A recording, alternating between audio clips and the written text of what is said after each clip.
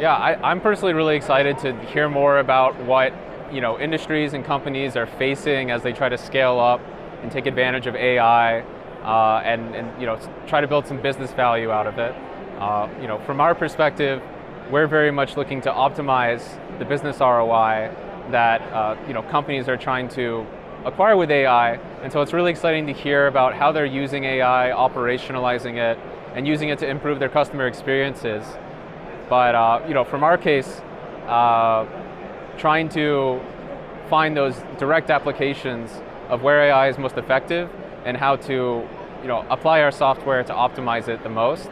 I think that's the real challenge, to making sure that AI starts to give more business value, so it's more acceptable and able to be used by more companies, really.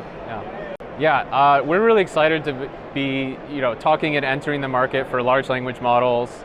We've been optimizing models for over 5 years now, and applying sparsity and the latest optimization methods. We're really excited to be bringing some of that to large language models as customers want to run these impossibly huge models of billions of parameters. We're really excited about using sparsity to compress them down as much as possible as the theory will allow, and deploying these large models on smaller and more cost-effective hardware.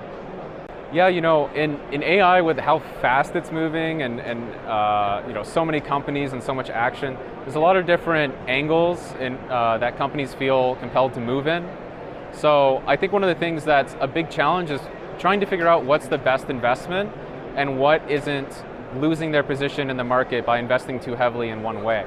So one thing I think that is really critical for healthy company adoption of AI is how much open source has raised accessibility for getting access to and training and deploying AI models.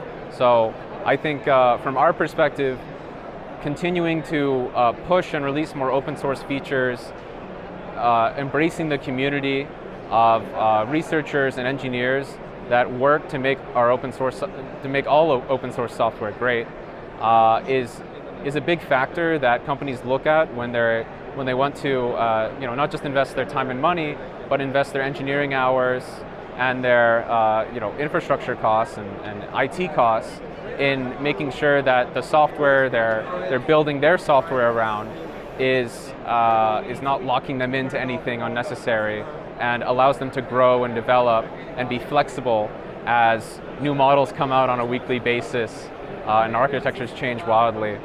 Maintaining that flexibility is key in a space moving this fast. Yeah, for AI, it's really the key thing is the speed at which is movement. Obviously, there's a lot of services and demos and APIs that are coming out that are really pushing the art of the possible, showing what new things you can do with AI, and that's really exciting. However, it's not very stable to build on top of APIs. You don't own the, you don't get to run it on your hardware. You don't get to own the model weights. You don't get to fully understand what the model is doing, and you lose control of your data. It has to go to someone else. So the things I really see as exciting for proper growth and adoption in AI is having these models become available to the public, open source, obviously growing this, but also just companies becoming more familiar with what does it take to build data sets to properly train models.